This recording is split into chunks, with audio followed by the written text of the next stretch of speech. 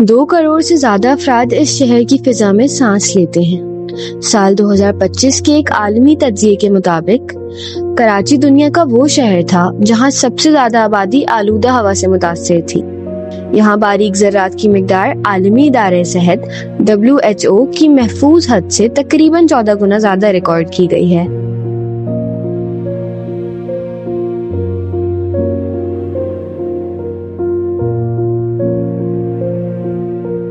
ایک تو مجھے الرجی ہے، ہماری فیملی میں سب کو الرجی ہے، سائنس الرجی ہے، ایزما الرجی بھی سٹارٹ ہو گئی ہے۔ تو سٹارٹ میں تو نیزل اسپریز یوز کر کے صحیح ہو جاتا تھا، اب ڈاکٹرز کہتے ہیں آپ کو روز کرنا پڑے گا، آپ کو لائف ٹائم کے لیے یوز کرنا پڑے گا، بیکاز وہ ایشو اتنا کرونک ہو چکا ہے، وہ باڈی میں بیٹھ چکا ہے۔ جب AQI 151 سے 200 کے درمیان ہو تو ہوا صحت کے لیے نقصان دہ سمجھی جاتی ہے۔ کراچی میں یہ صورتحال عام ہے۔ شہر کے ہاسپٹلز میں ڈاکٹرز روزانہ اس کے اثرات مریضوں پر دیکھتے ہیں۔ آب و ہوا جو ہے وہ جیسے آپ خود دیکھ رہے ہیں کہ آج کل بہت زیادہ کوالٹی جو ہے وہ خراب ہوتی جا رہی ہے دن بہ دن۔ اسموگ جو بنتی ہے بیسیکلی، تو وہ اسموگ جو ہے جب آپ کی سانس کی نالیوں کے اندر جاتی ہے تو وہ بیسیکلی سوزش کرواتے ہیں۔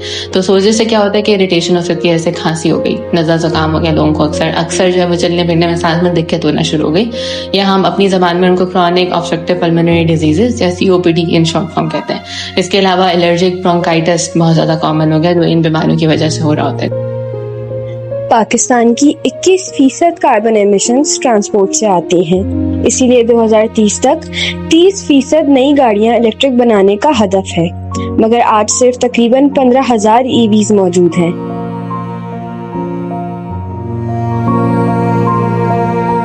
دیکھیں EV بائک کی قیمت جو ہے وہ زیادہ ہے، کیونکہ میں نے جب دیکھی تھی تو 170 پلس تھی، ٹھیک ہے، تو آئی تھنک یہ عام بندوں کے لیے بہت زیادہ ہے۔ EV کوائٹ ایکسپینسو ہے، پلس ان کی انسٹالمنٹس پلان اتنے کچھ خاص ہیں نہیں۔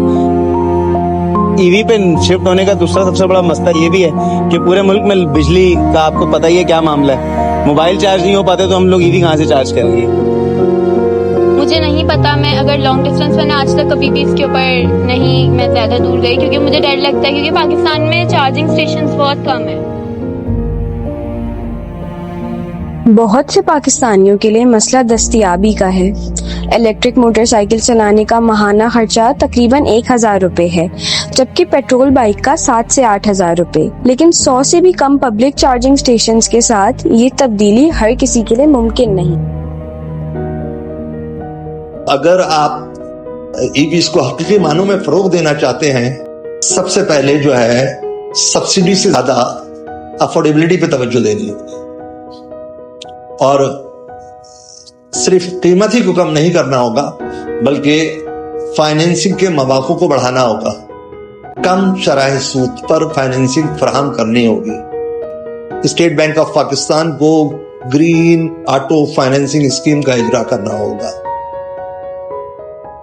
As a company charging ports لگانا، چارجنگ اسٹیشنز لگانا، ان کو اسمبل کرنا کمپنیز کے لیے کوئی بڑی چیز نہیں ہے، ہم اوور نائٹ بھی یہ سب کر سکتے ہیں، بٹ اسٹیٹ کی طرف سے اس کی سیکیورٹی کی رسپانسبلٹی لینا اور اس کی مینٹیننس کا خیال رکھنا، جب تک یہ شورٹی کمپنیز کو نہیں آتی تب تک انفراسٹرکچر کمپنی لیول کے اوپر نہیں بلڈ ہو سکتا۔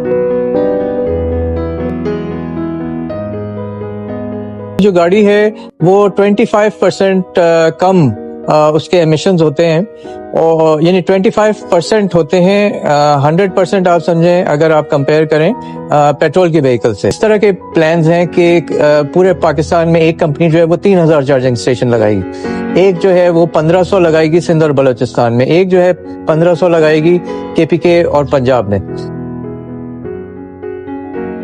یہ تبدیلی ایک دن میں نہیں آئے گی، مگر ہر سفر ایک فیصلے سے شروع ہوتا ہے، صاف ہوا کو چننے کا، بہتر مستقبل میں سرمایہ لگانے کا، اور یہ یقین رکھنے کا کہ آنے والی نسل کو بہتر سانس ملنی چاہیے، کیونکہ مستقبل ملتا نہیں، بنایا جاتا ہے۔